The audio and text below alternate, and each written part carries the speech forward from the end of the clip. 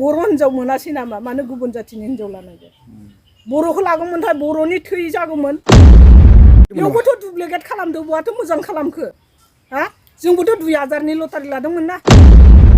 जोंखौ होनोमोन गुबुन जाथिया दादाफाय दाथ' दादाफाय होनना बुङा जोंखौ बर' जाथि मूर्ख जाथि जय बर' हारिनि जय बर' हारिनि बर' हिनजाव लागौमोनथाय बर'नि थै थागौमोन 2,000 थाखानि लटारि लादोंमोन हो एनडिबिनि मुङै होनायखाय एनडिबिफोरनि माबा मोनसे उन्नति जागोनदां साननानै बेयावबोथ' 2 नम्बर खालामबाय लोगोसे नोंथांमोना खोनानो मोनबावदों सिगांनि समाव जोंखौ होनोमोन गुबुन जातिफ्रा बा गुबुन हारिफ्रा हमनानै ला बैफोर आरो नाम गैयै जातिफ्रा फारौ जाग्राफ्रा बिथांमोनहा जोंखौ बै समाव होनोमोन माने दादा भाई सोरनि पावार थानाय समाव बा सोरनि सरकार सालायनाय समाव दादा भाई होननानै बर'जों आखाइ गोरोबलायोमोन बा मिलायलायोमोन नाथाय दानि जुगाव बिटिआर सरकार फैखांनायनि उनाव बा प्रमद बर' दैदेननायनि उनाव रावबो जोंखौ गुबुन जाथिया दादा भाई बुंला बर' जाति हारामि जाति बा बिभिन्न धरननि सोंखारिनो हमबाय बा बुंनो हमबाय रायनो हमबाय नैबे बाथ्रा बुंदों चिरां जिल्लानि सासे बर' आइजोआ कुवालकुसियाव अर्थात गुबुन जायगायाव गुबुन हारिनि बा गुबुन मालिकफोरनि आइथिं सिङाव थानानै जि दानानै जाबाय बायग्रा अन्थाव बाथाव गोरिब दुखिया न'खरनि सासे बर' आइजोआ दा बिथांमोनहा गावसिनि गथ' गथायखौ लानानै गोबां गोदाव सोराव गुबुन जायगायाव बिसि फिसाखौ लानानै संसार जानो गोनां जादों मालायनि आइथिं सायाव सैनो गोनां जादों दिनै जोङो बर' जातिफ्रा गुबुन हारिनि आइथिं सायाव थानानै सैनो गोनां जाबाय सिगां मा दुखु खस्थ' सहायनो गोनां जादोंमोन बेनिफ्राय बांसिन दायो माने बिटिआर गोजोन गोरोबथानि उनावबो बांसिन दुखु खस्थ' सैनागासिनो दङ बाहायजागासिनो दङ आइथिंजों आखाइजों खालामजागासिनो दङ खुगा रावफोरजों गाज्रि गाज्रि सोंखारि जागासिनो दङ नैबेखौ जोंहा कुवालकुसि एरियायाव बा गुबुननि आइथिं सायाव थानानै सोलिनानै दुखु खस्थ' भुगिनानै जाबाय थाग्रा सासे बर' आइजोआ बुंदों बिथांजोआ चिरां जिल्लानिब्लाबो दिनैसिमबो बिटिआर सरकारनिफ्राय जेबो अनसुंथाइ मोनाखै जेबो अननाय मोनाखै जेबो माने सहाय सहयोग होननायखौ मोनाखै दा बिथांजोआ बैफोरबायदि जिथुनाखि गुबुन हारिनि आइथिं सायाव थानानै जोङो जि दानानै जाबाय थास्लायस्लाय बर'फ्रा बा बर'नि बिटिआर सरकारा बेफोरबायदि अइभिं सेन्टारखौ जिथुनाखि चिरांफ्राव खुलिनानै होयोब्ला बा गुबुन गुबुन जायगाफ्राव बर'फोरनि जायगाफ्राव बेफोरबायदि अइभिं सेन्टार खुलिना होयोब्ला माने बिथांमोनहा थांनानै सुजुग सुबिदा लाहैगौमोन बा माबा मोनसे गोदान गोदान मानसिफोरखौ इयुन जेनेरेसनखौ माने फोरोंनानै गालांगौमोन बेबायदि बाथ्राखौ फोरमायदों बेजों लोगोसे नोंथांमोना रबिराम सारा बिपिएफनि जाय एमएलए नङा होमबा बिथाङाबो माखासे बर' हारिखौ लानानै एबसुनि मैया दाख्लैनि 57 ना मामोनलाय नैबे मिटिङावहाय बर'नि स्ल'गान होनायखौ खोनानो मोन्दों लोगोसे गोबांथार मुहि हाबनाय बा गोसोखांथाव गोबांथार रोखोमनि बिथाङाबो खोथा बुंदों हारिनि समाजनि माखासे जौगानायनि माबोरैबा जोङो बर' हारिया जौगानो हागोन माबोरैबा जों गुबुन हारिनि आइथिं सिंनिफ्राय बारग'नो हागोन बेफोरनि सायाव रोखा रोखा फोरमायना होदों रबिराम साराबो नोंथांमोना जाहाथे दिनैनि भिडिअखौ इम्परटेन्ट सानना लानानै जोबजासिम नायब्ला निस्सय बुजिना लानो हागोन आं बेखौनो आसा खालामबाय लोगोसे आङो बेखौबो खावलायनो लुगैयो नोंथांमोना बे भिडिअखौ फुल नायजोबखांनायनि उनाव मोजां मोनोब्ला लाइक शेयार कमेन्ट खालामनो माब्लाबाबो दाबाव गोदानै सोरबाफोर फैदोंबा चेनेलखौ साबस्क्राइब खालाम आरो नोंथांमोनहा जोबथारनायाव मा बुजिनो हाखो निस्सय कमेन्ट सेक्सनाव फोरमायहरनो दाबाव बुंबाय थादों बहुत सान्थि सुक्तियाथ' जों दा बाहेरनि ओंखाम जानानै जोंथ' नुगासिनो बहा सान्थि जादों सान्थिखौथ' जों नुवाखैना जोंनो सान्थियावनो थानो मोनाखै माथो जोंनो गुबुन हारिनो गुबुन आइथिं सिङाव गाख्लायनानै बा गाथाबनानै जाजागासिनो होमबा मोनसेनि मोनसे बाथ्रायावबो जों नासयजायो नोंनि गाननाय जोमनाय ड्रेसावबो नासयजायो राव हारिमुआवबो नासयजायो होमबा बेफोर नासयजानाया सोरनिफ्राय फैदों सरकारनि बेलानिफ्रायनोथ' फैदों प्रमद सरकारनिफ्रायनोथ' फैदों माखौ गोजोन होनना बुंबाय थायो बिदि 2 नम्बरिया बाथ्रा बुंबाय थानाङा सैथो खोथा बुं नों सासे दामाने गुबुन जाथिनि हिनजाव लानाय दामाने फेस्ला बाथ्रा बुंनो रोंबाथ' जानाय नङाना सैथो खोथाखौ बुंनो रोंनांगोन होमबासो जों सैथो जाथि सैथोआव सोलिनांगोन जों सासे नों बर' हिनजाव मोनासै नामा मानो गुबुन जाथिनि हिनजाव लानांगौ बर'खौ लागौमोनथाय बर'नि थै जागौमोन एना सम्पन्न बर'नि थै गैया बेखायनो बर'नि जारिमिनखौ मिथिया आं बेखौनो बुङो आरो दिनै बेफोरबायदि जिथु बिटिआर सरकारा बायसान्सआव अननायनि गेजेरजों पाब्लिकफोरखौ बा जोंनि बर' आइजोफोरखौ अननायनि गेजेरजों नोंसिनि चिरां जिल्लायाव बेफोरबायदि बा गुबुन गुबुन उदालगुरि जिखुनु बर' रायजो राजाफोरनि गेजेराव जायगा लायै जायगा इन्डास्ट्रि खुलिना होनो हायोब्ला इन्डास्ट्रिफोरखौ खुलिना होयोब्ला नोंथांमोना सलायनो हानाय केपासिटि दं गैया जों आजादि सलायगोन कारन जों मोनसेबो बाखि गैला जों रोंनांगौ जों रोंखाजोब्बाय रोंबाय जेला जोंनि फिसा फिसौआबो जाहाथे फरायनानै ओरैनो बेखार दागोलैनानै दाथाथों आरो दावब्ला नोंसोर मा जेनेबा बे हालामाव थाफैनानै बा बे गुवाहाटि सुवालकुसि ओनसोलाव थाफैनानै जिथुनाखि नोंथांमोननि अरिजिनेल मेन न'आनो बेयावनो खाना गुबुन बिटिआर ओनसोलावबो दं नामा जोंना बिटिआर ओनसोलाव दङ चिरां डिस्ट्रिक्ट आं आमथिखा आच्छा फाथाबारिनि दा नोंसोरो आमथिखायाव थानानै आमथिखानि सासे थागिबि हिसाबै आमथिखानि हिसाबै बा बिटिआर ओनसोलनि थागिबि हिसाबै नोंसोरो कि दा बर'नि सासे जोंहा दैदेनगिरि दङ जायखौ बुङो जोङो बिटिआरनि CM प्रमद बर' सार बिथांनिफ्राय माबाफोर अनसुंथाइ मोनदों ना मोनाखै जेबो मोनाखै जों सरकारनि जेबो आसुफोर गावख्लाबसेबो गैया जोंनाव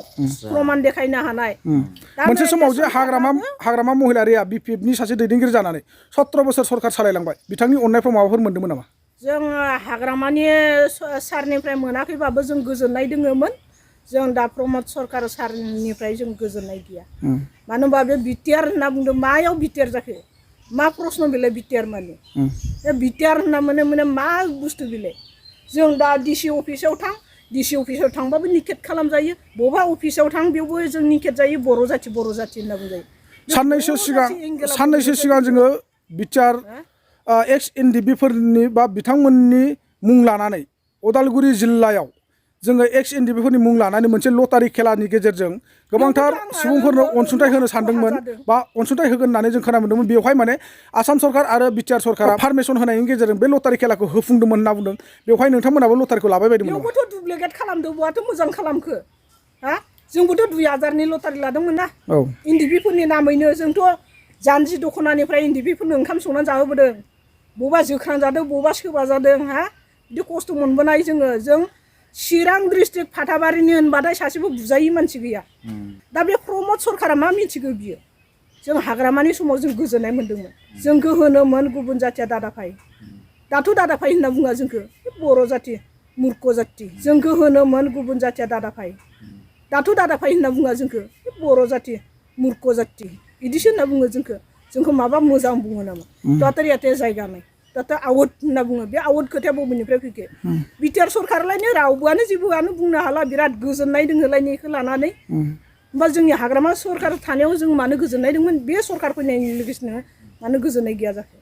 आरो बुस्थु बाहायनाया मानो अर जोंब्लावजोबखो जों दा 10 थाखानि माइरं जाग्रामोन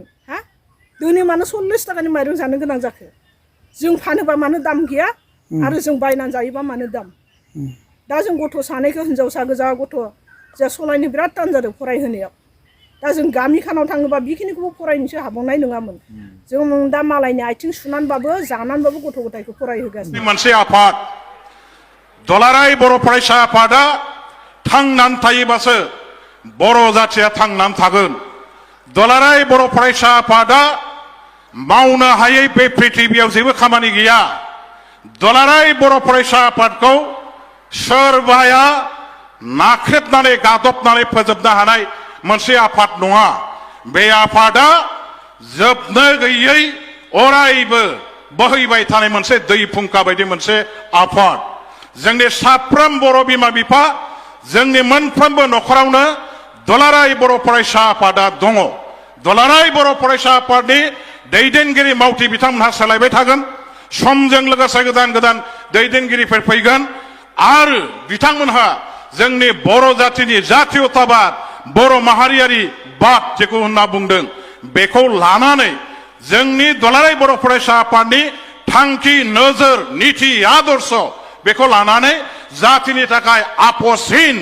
रावजोंबो कमप्रमाइज खालामै मोनसे गावनि आखुथाय गावनि मोनसे नोजोर आरो थांखिखौ लानानै अरायबो खामानि मावगोन बेखायनो जों जायखि हान्जायाव थाया जों जायखि आफादाव थाया जों जायखि खामानि मावा व्यक्तिगत जीवनाव सोरबाया साख्रि सोरबाया आबाद सोरबा बेपार बानिज्य जेरावखि थाया मानो जों जेब्लाबो जोंनि जातिनि नैबे सम्पद दुलाराय बर' फरायसा आफादा हारिनि धोन आरो बे हारिनि धोनखौ जों जेब्लाबो रक्षणाबेक्षण होनांगोन रैखाथि होनांगोन गोख्रों गोजोर आरो जेब्लाबो बेखौ जोङो देरगाथाव मोनसे आफाद हिसाबै हारियाव फोथांनानै लाखिनो हानांगोन बेखायनो आङो दिनैहाय दुलाराय बर' फरायसा आफादनि बे जौसाङाव दुलाराय बर' फरायसा आफादनो बेखौ मिथिहोगोन आं जेरावखि थाया आं जेखि मावा जेब्लाबो आंनि गोसो गोरबोआव दुलाराय बर' फरायसा आफादा थांनानै दङ आरो थांनानै थाबाय थागोन। आंनि थैयाव जेब्लाबो दुलाराय बर' फरायसा आफादानो अरायबो थांनानै थागोन आरो बे आंनि मोनसे अधिकार, आंनि बे मोनसे व्यक्तिगत सम्पद हिसाबैबो बेखौ आं जेब्लाबो फोथांनानै लाखिगोन। बेवहाय आं रावखौबो गिया, आं रावखौबो लाजिया आरो सोरनिबा थाखाय आं फावसयनानै सोलिग्रा नङा। गतिके रायजो राजाफोर, फरायसा लोगो नोंथांमोन, दिनै बेसेबा गोबाव समनिफ्राय दुलाराय बर' फरायसा आफादनि मन्चआव गसंनानै फंनैसो बाथ्रा बुंनो मोननायनि गेजेराव मोनसेल' आं खावलायनो लुबैबाय जे जोंनि दुलाराय बर' फरायसा आफादनि मथ'आ जाबाय, मुल मन्त्रआ जाबाय, खौसेबा जों थांगोन, गावस्राबा जों थैगोन। बेखायनो दिनै जोङो बर'फ्रा जे लेथेर फिथेर जानानै दं, राजनितियाव, समाजनितियाव जोङो ज' जानायनि थाखाय दुलाराय बर' फरायसा आफादनिफ्राय जेब्लाबो मोनसे अभियान, मोनसे हाबाफारिखौ, मोनसे सेस्ताखौ जों लाबाय थानांगोन। आरो बड'फा उपेन्द्रनाथ ब्रह्मनि जे थांखि, नोजोर, बिथाङा जेसिम बर'फोरखौ लांनो थाखाय समायखेरा लानानै जोंखौ सोमावसारनायाव, हारिखौ सोमावसारनायाव बारसोम होदोंमोन, बे आद्रा सिमां, आद्रा थांखिखौ मोनफुंनायनि थाखाय जों जेब्लाबो खामानि मावनांगोन। आं बेनि थाखाय दुलाराय बर' फरायसा आफादखौ जेब्लाबो माने बे मन्त्रजों खामानि मावनो जाहाथे बिथांमोनहा खामानि मावो, बेखौ आङो खावलायबाय। जोबथारनायाव आं मोनसे स्ल'गान होनो लुबैदों। दा स्ल'गान होनो मोनथारिया गोबावसो नालाय माने दिनै बेवहाय स्ल'गान होनो लुबैदों। आंजों बयबो स्ल'गान होफाबा मोजां मोनगोन, मोजां मोनगोन ना मा होनो? स्ल'गान होनि दे जय बर' हारिनि, जय बर' हारिनि, जय बर' हारिनि, बर'सा देरहासार, बर'सा